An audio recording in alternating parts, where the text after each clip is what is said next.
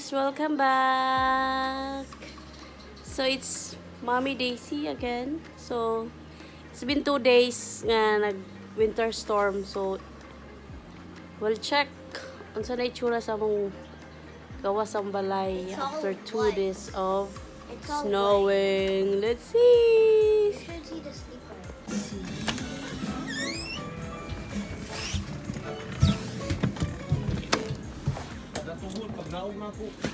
Oh no.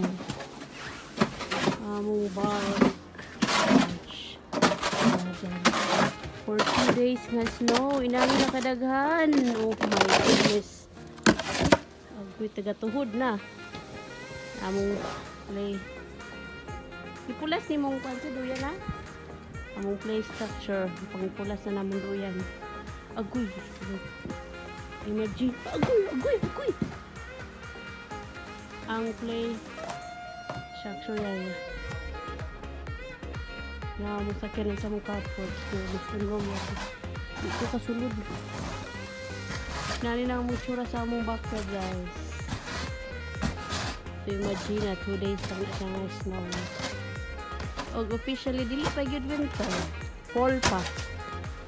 But the snow came early. Among hagdan. Mo emergency exit. Tapos na.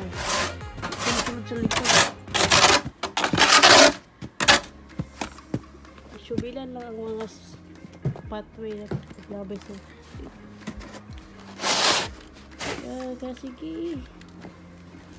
Hindi na ko ting mag-October sa pathway.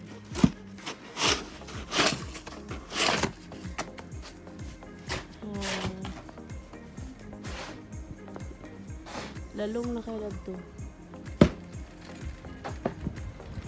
Naguto na ito. Muni siyang live. Winnipeg. Hangin pa yun. So that's the backyard. Let's see the front. See the front.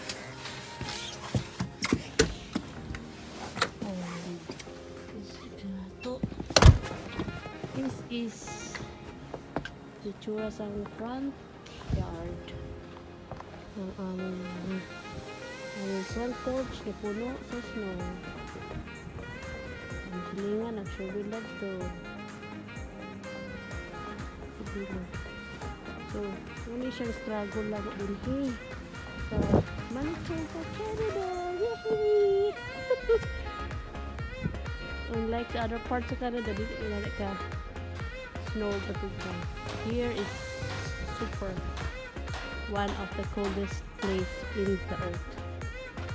So, muna siyang ang hagdan na covered na sa snow. So, lang ni RCD. So, good. Ang mga dalan, puno na sa snow. Ang mga silingan ng shovel na.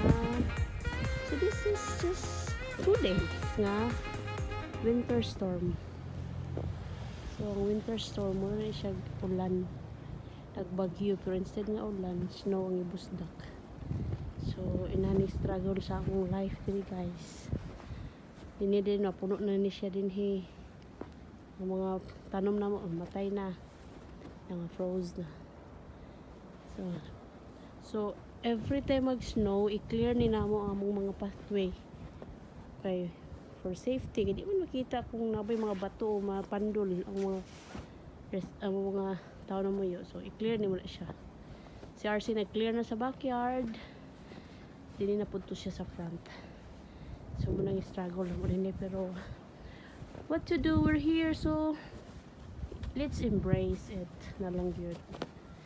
So muna siya ang 2 days winter storm here in Winnipeg. Yay!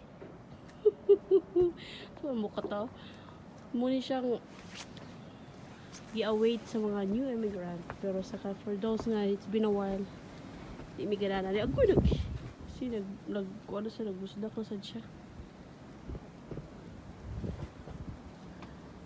Sada kay talahon kay puti tanan pero ay struggle. But what to do? That's it. Bye.